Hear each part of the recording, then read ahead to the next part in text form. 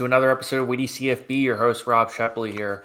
And on today's episode, we are running it back with Joe Stevens, host of Seahawk Talk podcast. I don't think I could say that three times. But, Joe, it's great to have you on. Excited to talk Washington football again. And, yeah, I mean, there's just so many different directions we can go in because they're just having a really good year, 8-3 right now. One of the better teams in the Big Ten. It should be better.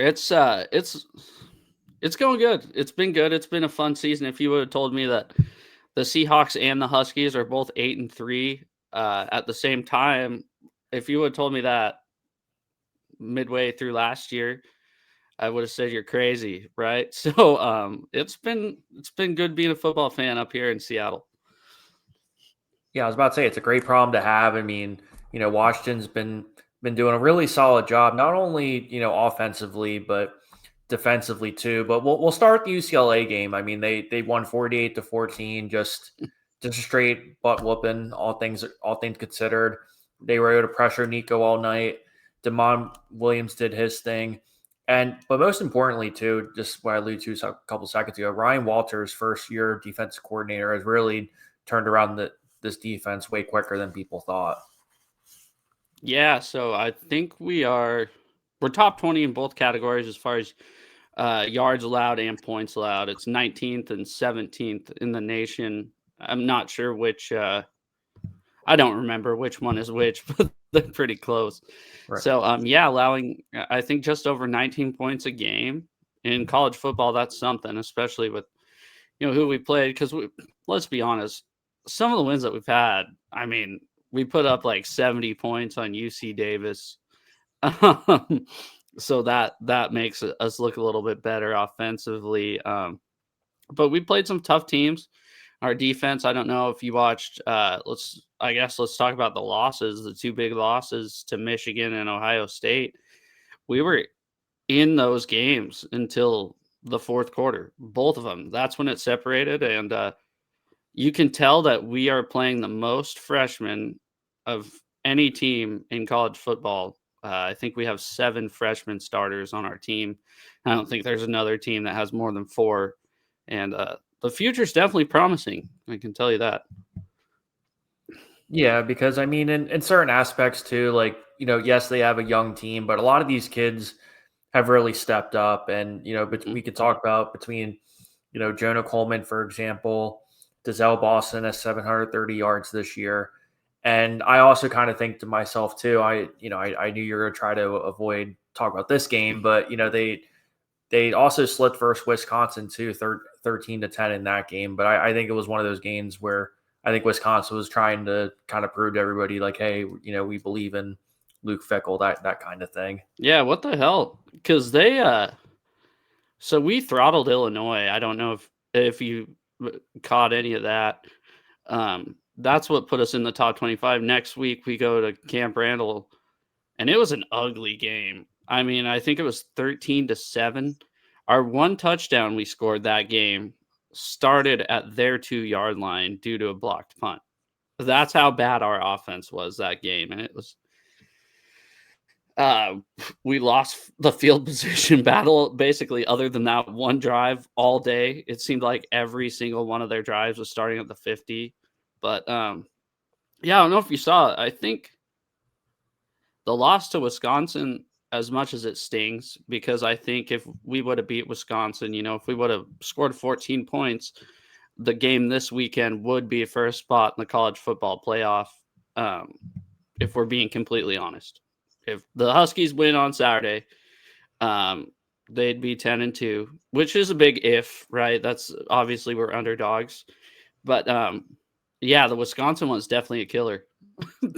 Yeah, it's kind of just the what if of it, and for people who are listening, this is not me taking away from Washington because, like I said, I'm a huge Damon Williams fan. I think that this is going to be a guy that can be a legit 4-year starter for you, someone you can build a team around, and if you can get a couple more senior guys, particularly at the receiver position, and most importantly, I think they got to clean up that offensive line too because.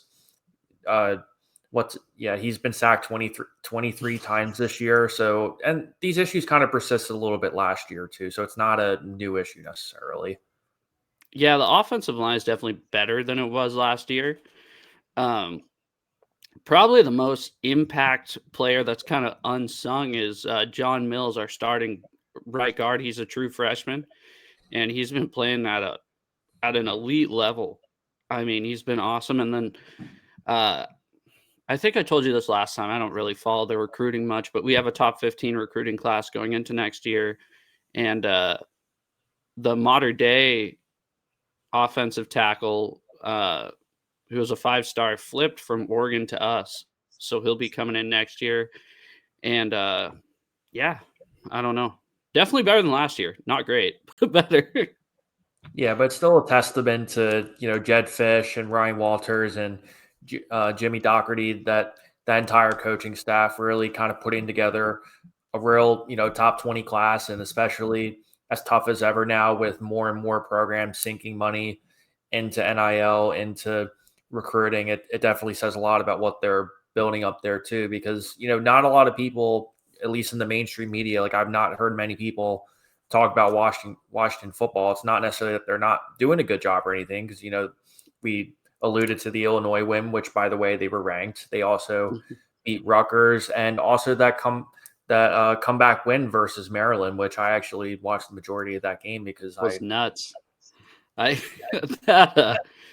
actually forgot about that until you brought it up, right? Because they always say the games you remember in November, so I must have slipped the Maryland game. But yeah, down.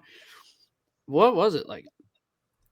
24-20, I believe was the 24 to 7. It was something nuts, and yeah, major comeback. I actually totally forgot about that game. Yeah, I was just kind of flipping through the channels, and I'm like, oh man, another Mike Locksley choke job here coming. Because if you look at the rest of their schedule, Maryland, I mean they've it's not the first game that they've blown, so it was kind of just a treading pattern, nevertheless. But when you look at this Washington team, from the beginning to now, like what kind of sticks out to you in terms of their progression this year? Obviously, we talked a little bit about the lack of depth, particularly having some upperclassmen, and a little bit about the defensive room. But what else kind of sticks out to you? The freshmen. I think that's kind of what I started talking about. But I mean, three of our top, really 4 receivers, because Omari Evans is a transfer from Penn State. He's a senior. He hasn't done much this year, but Des Roebuck, freshman from Arizona. He's produced a lot. Raiden Fines-Bright, he was out. He actually got knocked out against Purdue pretty bad. Like the ambulance came on the field, but it was just a concussion, and he should be back this week. So 2 true freshmen just making big plays all year. Audric Harris kind of stepped in for Denzel Boston last week. He's another young receiver, and you could tell he definitely isn't Denzel Boston. Another thing, not really good for him, but kind of good for us as a team, is Denzel Boston has been kind of banged up this year. And when it comes to Big Ten play, hasn't really produced as much. So I could definitely see him coming back next year, because he was projected to be a late first-round pick by a lot of people going into the season. I don't see that right now. So I think that's good for us, not good for him. But I think he's going to make more money in the long run if he comes back another year. Obviously, Jonah Coleman's gone after this season. He's a senior, but Adam Hamid, the second string running back, has been phenomenal the last couple of weeks in Jonah's absence, and you kind of see a little bit of thunder and lightning with the third string running back, Jordan Washington. There's, like I said, this is a young team, and if the band stays together, that's because we were talking beforehand, if Jed Fish leaves, I think a lot of players leave. If this group stays together, it's going to be scary next year, and especially 2 years from now. Yeah, because I mean, you brought up a couple great points there, particularly at the wide receiver room. Like, I think we can objectively say, like, yes, the room itself was a little bit thin, but if you look a little bit deeper, there are some guys who within a year or two can be legitimate playmakers. And then also on top of that, if you look at how much Washington's been able to run the ball this year. Jonah Coleman and Damon Williams combined have rushed for over 1,200 yards and 20 touchdowns. So I think the one thing that Washington should get more credit for, despite me, talk about their offensive line, is they've actually done a better job than people expected to be able to be more of a balanced attack too. And most importantly, Damon Williams hasn't let the pressure get too much to the point where he's had too many reckless interceptions or anything like that either. Yeah, and it's kind of rough. The interception, it seems like when he throws an interception, it comes back to haunt him bad.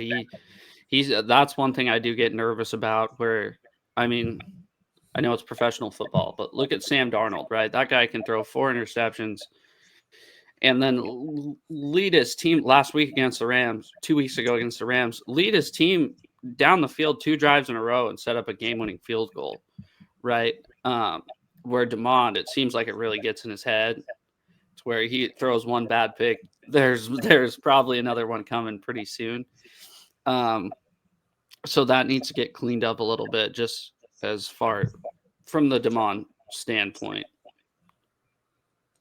Yeah, because I mean, it's one of those things where you try to find the balance between, like, hey, he's a sophomore quarterback, but also, hey, they're on the precipice of having a 9 to 10 win campaign, and those interceptions are going to be the difference between being a 7-5 team versus possibly a 9-3 or a 10-2 team. Yeah. Yeah, and then sorry to kind of keep it going, but our defense, like I said, we brought in Ryan Walters, who I didn't really know much about. I knew he kind of failed as a Purdue coach, and then heard at Illinois was pretty great, obviously, because he got a head coaching job. And we have on the Seahawks, Devin Witherspoon's one of, if not the best defensive player we have. And I thought Steve Belichick did a good job last year. But boy, this year they seem to be coming alive. We got a young second, kind of young, kind of old. It's weird. It's there's a safety named Rayshawn Clark, number 2 on defense, number 2. Boy, he's going to be awesome. He's from down the road. I think he went to Garfield High School in Seattle. And, Takario Davis, that's another one. He hasn't played a lot this year. He's been hurt a lot. Maybe good for us if he decides to come back. Ephesians Price Stock, kind of, we knew what we had in him.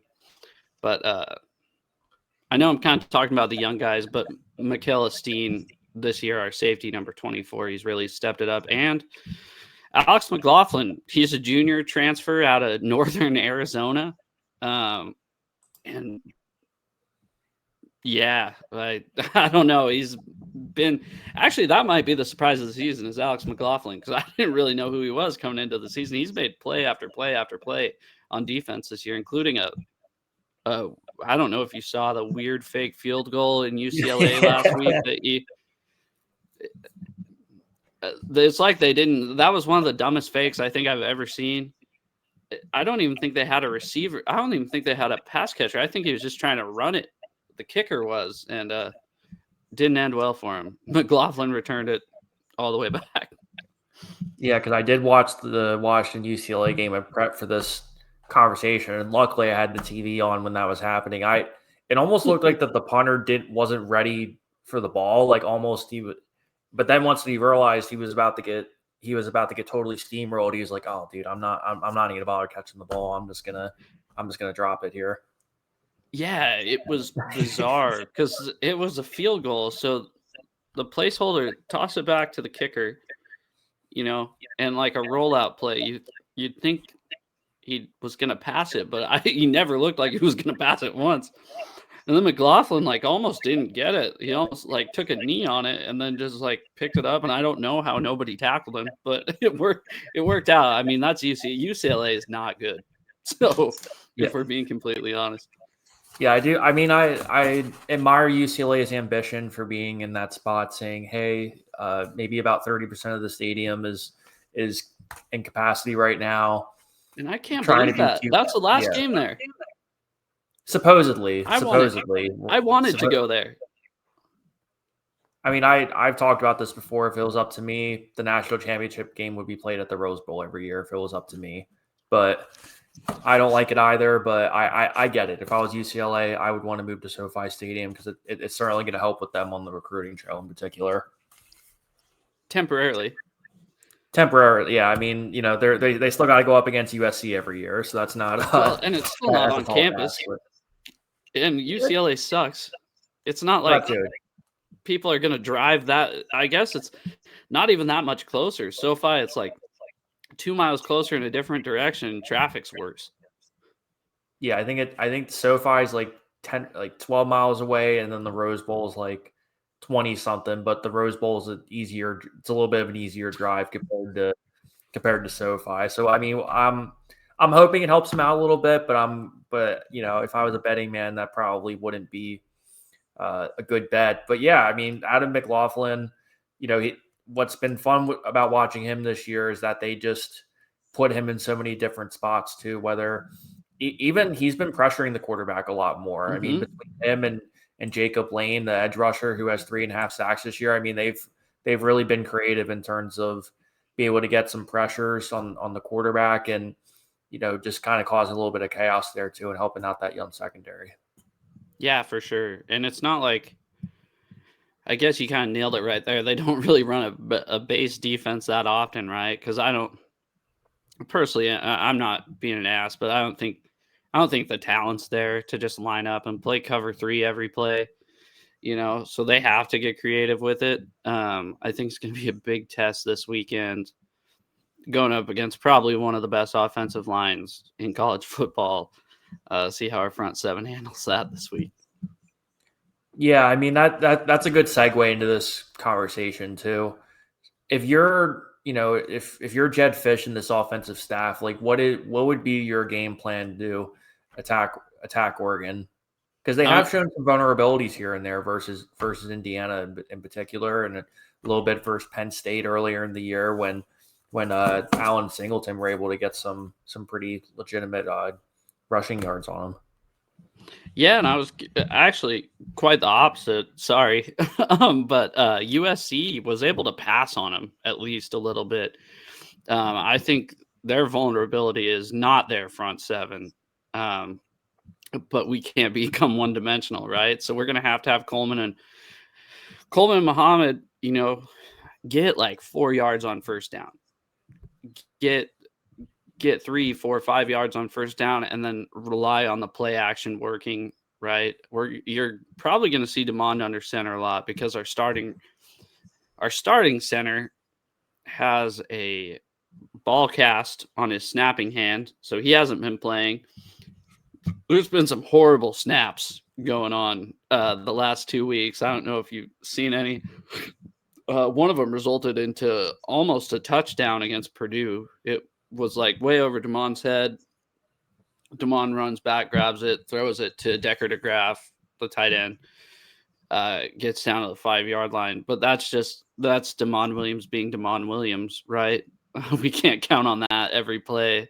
It definitely, the first play of the game against Purdue, it happened and we turned the ball over. So hopefully get a little more continuity there. It doesn't look like Hatchett's going to be back to play center this week. Yeah, offensively, I think the key is just to be able to run the ball enough to keep them honest and then take advantage of their secondary, which I don't think is as good as our receivers. And I think that's one of the only places on the field where we have an actual advantage is our receivers. Yeah, because I wouldn't be surprised if you see Oregon really try to crowd the box and really make DeMond Williams make quick second reads in terms of, hey, you're going to have to find that hot route really quick, or hey, you're going to have to dump the ball off to Jonah Coleman and let him break a couple tackles and just really kind of keep those chains running, keep the clock going, and get Dante Moore off the field as much as humanly possible so that Ryan Walters and Adam McLaughlin, that entire defense isn't out there for, really long sustained drives. Yeah, and that's really the key to defense is stopping their run game, right? Because I think if you want somebody to beat you, you want Dante Moore to try to beat you. You don't want their running game with, especially Whittington. It seems like he's been there for 10 years. I was surprised when I watched Oregon this year. They're like, oh, Jordan Whittington. I'm like, holy cow, that guy's still playing? Because I guess he was young during the Kalen DeBoer era, because he was definitely there during that. But yeah, just figure out a way to stop that run. Vegas has us as 6.5 point underdogs, which is actually less than I thought they're going to have us. So at least Vegas is respecting us a little bit compared to the public. Yeah, if you asked me, I would have thought it would have been at least like 8. So I mean, I'd say 6 if it's a 1-score game. I'd say, hey, they're showing Washington football some love.